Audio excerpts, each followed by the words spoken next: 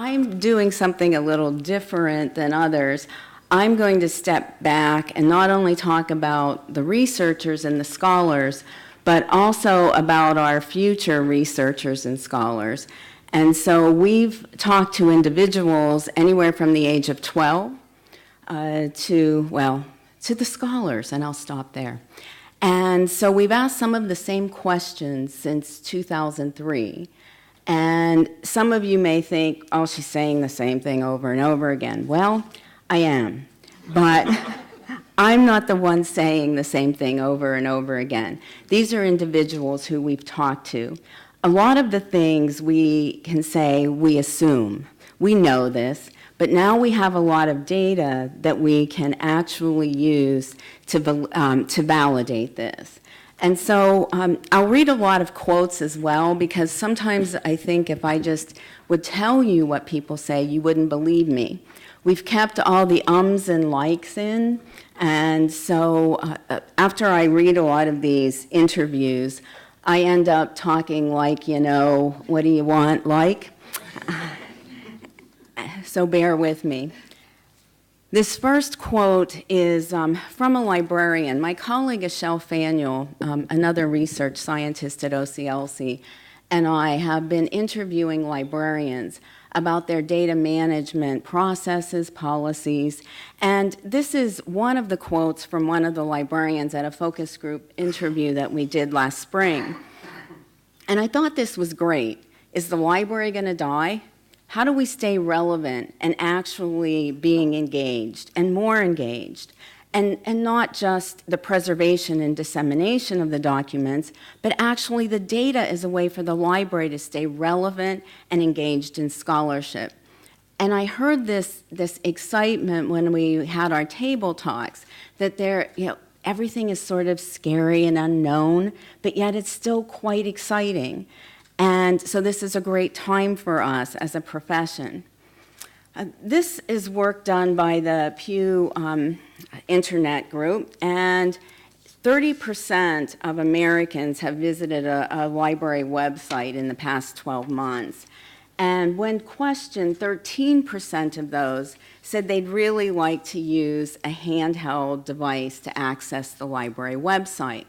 Now, when we talk to individuals about accessing the library website on a handheld device, they often say that it's not a good experience, so they just don't do it. We had a lot of talk about this TED Talk in the research group, and this is Andrew Roskill, and that's why I decided to put it up, because there was a lot of discussion about this. And one of the things I liked is that he said 95% of the population values libraries, while only 52% are using them. Now, I've seen different statistics, but they're very similar to this. When I was in the doctoral program, one of my major professors actually was very well known for evaluation of library services. And he said to us, do not ever ask someone if they like something. And he said, especially with libraries, because they're always going to say yes, even if they don't use it. And so you'll never know what you have that's worth something and what you have that's not worth anything. And he said the reason for that is people are afraid that you'll take something away. And it's that whole squirreling away behavior that I'm going to talk about. And so be very careful how or what you ask. Okay, why are people not using libraries? I think we all know this. We've heard it for the past 2 days. These are things that make life much easier. We say intuitive, and someone once asked me, what's intuitive? What does that mean? And I couldn't answer that. I guess it's whatever you think it is. If you think it's easy, then it's intuitive. Now, this is a quote. This is from one of the studies. We looked at virtual reference services. And we looked at users, and we were calling them non-users, but now we've changed that to prospective users. And this is and we're trying to be much more positive. And this was a male, and not a young, not a middle-aged person, I guess, if we live to be 110. And so And he basically says he doesn't know how to access computer library services. He just always goes to Google, and that's it. So we found through the years that these are the things that people use. Students, Google, Wikipedia. Human resources are very, very important, and that's what I want to really focus on today. Graduate students look at their major professors, their advisors, and they talk a lot about electronic databases, or databases and journals. I have a few quotes. We've been doing a study with the University of Oxford and the University of North Carolina, Charlotte, funded by JISC and those organizations in OCLC.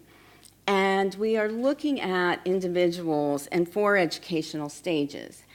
And it's a 3-year study.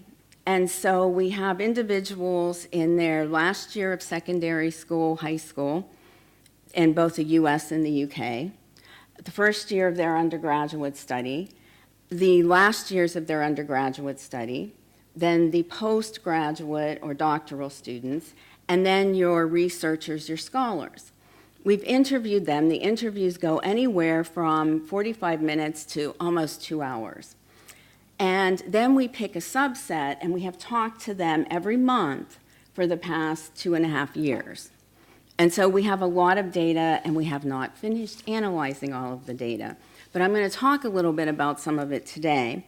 So here's a quote from, this was a female, age 17, a US high school student. Like usually with homework, I usually can do it myself. But like sometimes, I will just like I am my friend on Facebook and will be like, how do you know how to do this? That is usually how I will do it, or I will text somebody.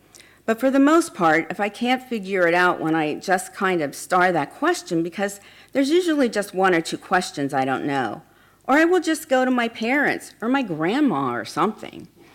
And so basically, individuals are going to sources that they know, they feel comfortable with, and that are convenient. This is a U.S. graduate student, female, age 30, Latin American studies. And she said, if I'm requiring more information, I'll go over to the library website and use the JSTOR. And what I find easier for me to look for the JSTOR link is actually going through what I used as an undergraduate and going into the anthropology field, because I know that they have the JSTOR and Project Muse and all of those search engines that I already see if I click on that. JSTOR comes up a lot. And I often see the sales rep for JSTOR, and I told him I'm probably his best marketing tool, because when individuals, once they learn to use JSTOR, they tell us they will use it all of the time. One undergraduate said, I couldn't find anything. I asked a librarian. She showed me JSTOR. Every time I have a question now, I go to JSTOR. So it's sort of that saying that if you have a hammer, everything looks like a nail. And I'm going to use that. For researchers, they talk about journals as their primary sources, Web of Science, PubMed, Science Direct, JSTOR. They also mention individuals, humans, their coworkers, their colleagues, other professionals. Another quote, this is a U.S. female, political science. I find Google a lot easier. She was talking about the library catalog. So many journals come up, and when you look at the first 10, and they just don't make any sense, I just give up. And we hear that a lot. They want to use journals, they use them, but they find it very difficult to find them or understand. This is another female U.S. graduate student, age 30. She says, the database, although you would assume that it would be easier for me to go through the database mode in the library catalog, it's actually even worse because you've got to filter through all these other, like, alphabetical. Well, I mean, they're in alphabetical order. And so for me, that's not good. I just go ahead and I stick to what I know. I like the layout of Google Scholar, and I just go bing, bing, bing, and then I go and look into the articles. And that came up a lot, alphabetical order, and also subject or themes, because they're very worried that if they are interdisciplinary, that they're going to miss something.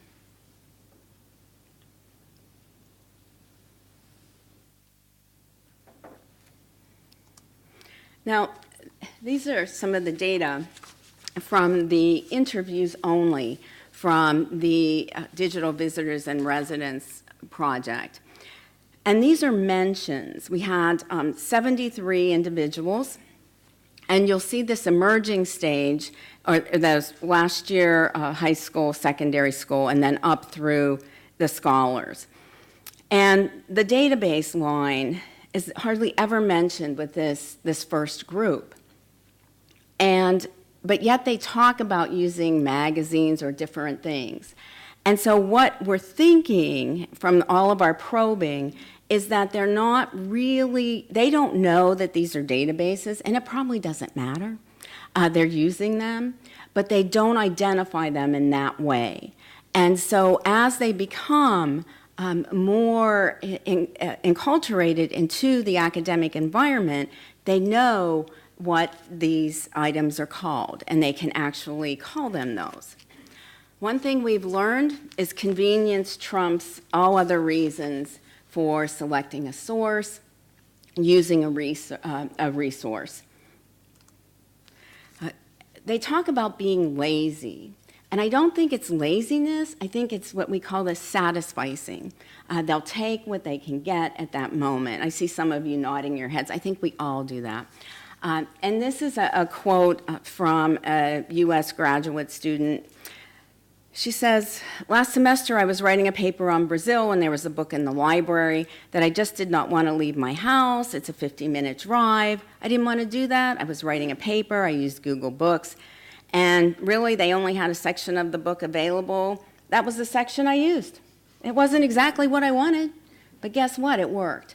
And what we're finding is that the individuals will evaluate, what is this worth? Is this just some little paper for a graduate discussion group? If so, I'm not going to put a lot of effort into it. If it's something that I'm going to publish and I want my peers to review, then I'm going to put a lot of effort into it. And I think because of how busy everyone is, we do that every day. This is a UK undergraduate student. She says, and so like my parents will always go, "Well, look it up in a book, go to the library." And I'll go, "Well, there's the internet just there." And we hear that a lot, books and libraries. And so we've been counting those as well. People don't really associate us with other things. It's often just the books. This is another undergraduate female student. "This year, I don't think I have ever picked up a book out of the library to do my research. All I have used is my computer." Now, they don't distinguish if they looked at a book on their computer. And when you probe for that, they don't know. We used different places to code the way people were getting information.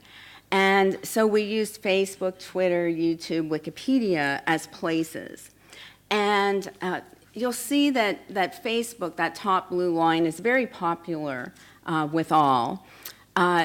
Twitter isn't quite as popular with the emerging group. And you see Wikipedia, the other blue line, is very, very popular. And then it goes down with the graduate students and the researchers and scholars. And we have some ideas about this that I will share with you. We think it's what we've been calling, and my colleague Dave White termed this, the learning black market. And so what we think is that individuals really don't want to disclose that they use Wikipedia. And this quote, it's like a taboo, I guess, with all the teachers. They just all say, when they explain the paper, they always say, "Don't use Wikipedia." Now, we found this more with with US students than the UK students. And so I don't know if it's something that we are giving off in the UK, as this isn't legitimate. There was a study done by Laura Saunders, and she reported that faculty are very concerned with students' reliance on Wikipedia and Google for their information. This is another quote from a UK. This is a secondary school student. And he says, I use Facebook for organizing my life, basically with friends and stuff. I also use that in education to talk to my friends about an equation, the things I don't understand, and it works quite well. That's what we find. They have a lot of communities within Facebook. They don't necessarily include the tutors, the professors, any of their teachers. They may have separate groups for them. And what they say is that they're always on Facebook because they know that there's always someone there to help them. My colleague, Dave, said, I think we just need to ask them, are you cheating? That's what they're doing. They're cheating. And I said, no, we can't ask them that. They need to tell us that. But they're always saying, we can get someone to help us with our work. So we think they are sharing information. I'm not sure it's cheating. But I think it's collaborating. Which brings us up to some engagement. We're back to the librarians here. Engagement, I think, is very important, and there are different ways for engaging individuals with our services. These librarians are particularly talking about data management, data reuse, and they're saying that having that engagement to talk about the library, what the library can do with data management, makes all the constituents on campus think again about what else the library may do. And that's what we keep hearing, that it's a time for the librarians to be at the table with some of the administrators, the people who are the decision makers in the academic environment. So it's giving us this new opportunity. I'm going back to some virtual reference, and these are our potential users, not our non-users. And they were talking about, these are the non-users. And they were talking about what they most enjoy using for getting information. And you'll see that face-to-face, 49.6% of them said face-to-face. People still like that face-to-face engagement. And they have different reasons for that. One individual said, I believe the face-to-face format helped my experience to be successful. This is because the interaction was far more personal. I was able to clearly state my question and get immediate feedback or answers. She, the librarian, was able to clarify what it was that I was looking for and was there waiting for me to come back if I had any trouble finding what I needed once she had given me the locations of what I was looking for. So it's that immediate feedback, those interpersonal cues that you often don't see in a virtual environment.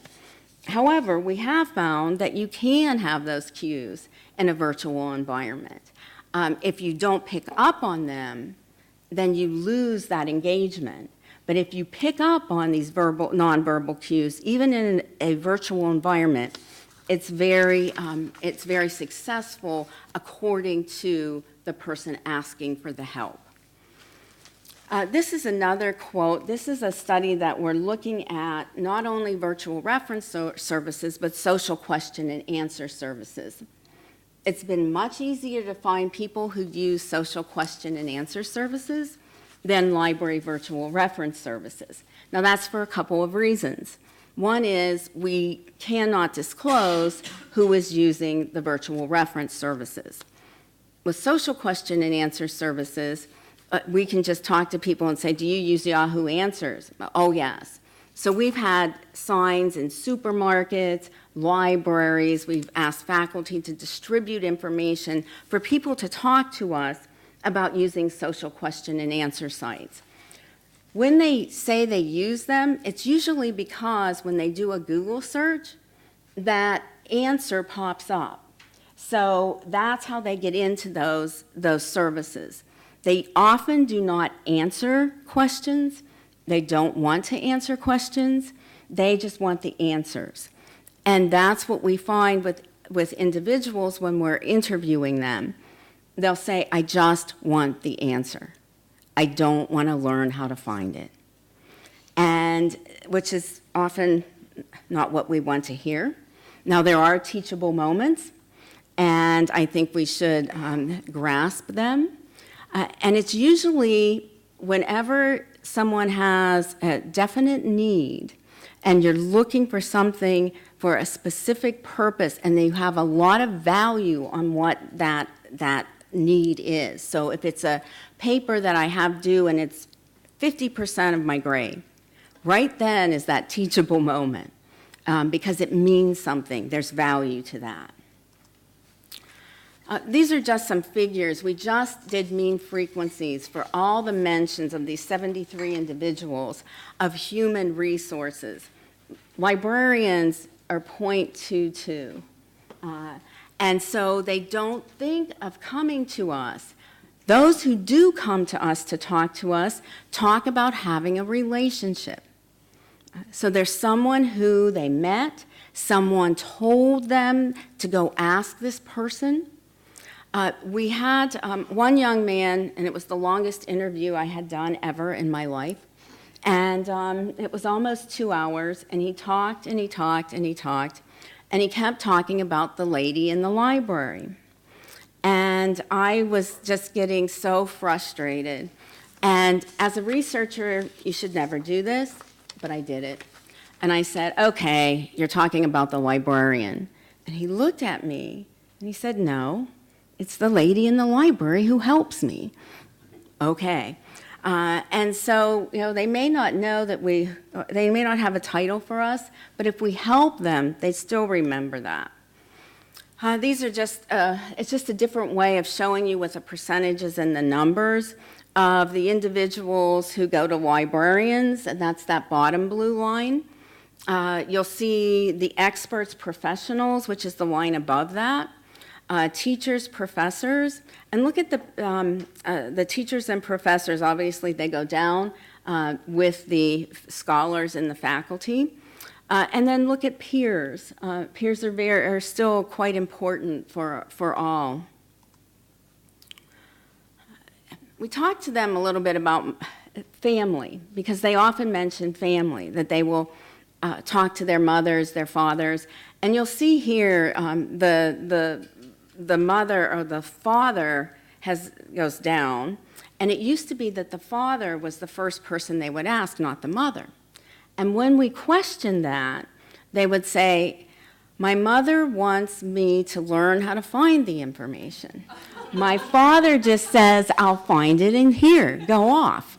And that's what I want. I can text my father, and he will get it to me. We also asked them, we listened to them, tell us about the types of libraries that they use. And again, we were not forcing they're very broad, open questions. So you have a problem, it's in your everyday personal life, where do you go? Where's the first place you go to get an answer? So questions like that. And you'll see here, school libraries a little bit with the secondary school. You'll see that the academic library is very high with the graduate students. And some of my colleagues in the U.S. said that they're really focusing on those postgraduate students right now because they seem to be using a lot of the services.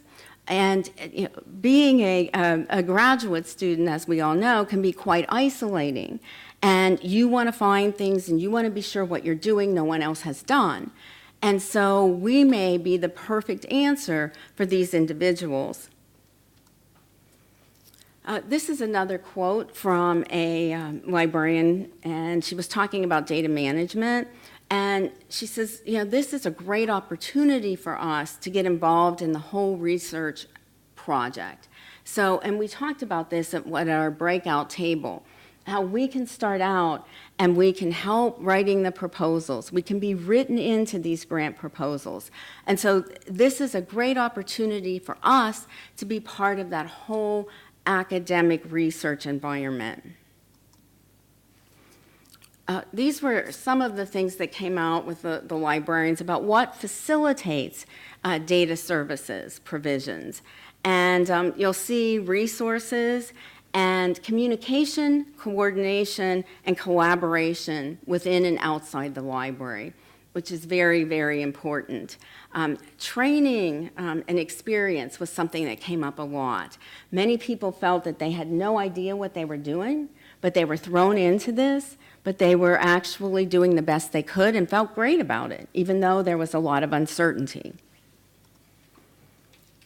And another quote that from a librarian, I think we're all in agreement that developing personal relationships with faculty members is a way to enhance the library's abilities to serve faculty members and graduate students. Developing these personal relationships, they're both critical. And again, that's what I've been stressing today. What are some of the challenges with providing data management services? Infrastructures, and then challenges with researchers. When we asked about what those challenges with researchers are, it's trying to get them to buy in. And one of my colleagues is on a faculty in library and information science, and she said to me, I feel awful, but the library keeps telling me I need to put my publications in the repository. And she said, it's too much trouble. I don't have time. It's not in my workflow. It's not in the way I work, so I don't do it.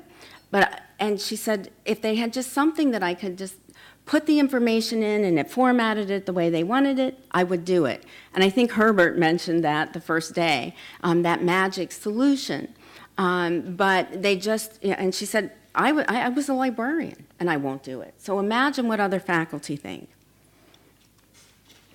I think we really need to know our community. Again, I'm going back to Roskill, but I think we've been saying this for quite a while. We need to be mobile, and we're finding that out in our interviews. The individuals rely on their mobile phones, their laptops. One of our questions was, what could you not live without? What piece of technology could you not live without? Most of them were the laptops and the mobile phones, because they said, I can look up train schedules. I don't know how I lived without this. It needs to be easy, elegant, and engaging. Well, that's easier to say than to do. But I think we had some ideas here, just being where individuals spend their time. So the whole Flickr with the images from the British Library. Kimberly was mentioning that New York Public Library put out the menus for the top restaurants in New York City, and people were using those. So we need to know what people want and how they want to get this information. Content, of course, is very important. The curation, we want to go back sometimes and find things. I was trying to look for a quote by Albert Einstein. That was the most difficult thing to find. You say, I Googled it. Couldn't find it. The librarian found it for me. But curation is very, very important. And also a physical presence. And I don't mean the physical face-to-face presence. You need that, but you also need that virtual presence, which I think we talked about a lot this week. It's great to cite your boss when he's sitting in the audience. And so as Lurkin Dempsey had said, see, he wasn't paying attention. And as Lurkin Dempsey says, community is content. And again, we heard about that yesterday. We talked a lot, we talked a bit about tagging, and we looked at tagging in WorldCat, which wasn't so great. And I think it's because there's no affiliation, and I think individuals need some affiliation. They need some engagement, some tie, in order to have this, even to care about tagging or commenting. I just read a study on the plane that when asked about ratings and rankings and reviews, that individuals said, and these were undergraduate students, that they wanted personal, everyday life information. They wanted the ratings and the rankings from people like them. But for academic reasons, they wanted ratings and rankings from older people. And so I thought maybe we should just get pictures of some of us and put them on our library websites, and people would ask us questions and use us. What can we do? I know advertise. I think the whole branding is an issue. I've never thought that we've done that well, and it hasn't changed much. I think we need to provide help at the time of need.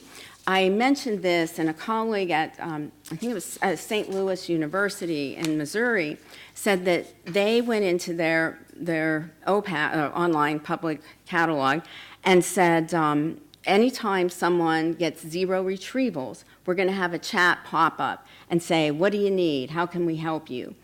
And she said within the first hour, 20 people utilized that. Because when we're on other websites, that happens. Sometimes it's annoying, I don't want it, and sometimes I do.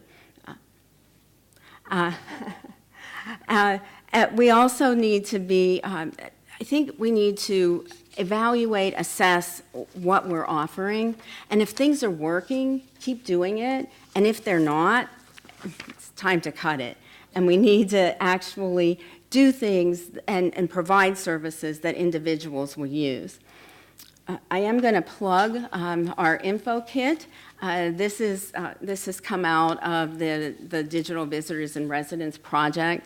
It's actually available on the JISC site, and we have a lot of information. We have some tools, the questions we've asked on how to assess and find your services, and also to engage with your users and find out what they're doing, why they're doing it, and how you can help them.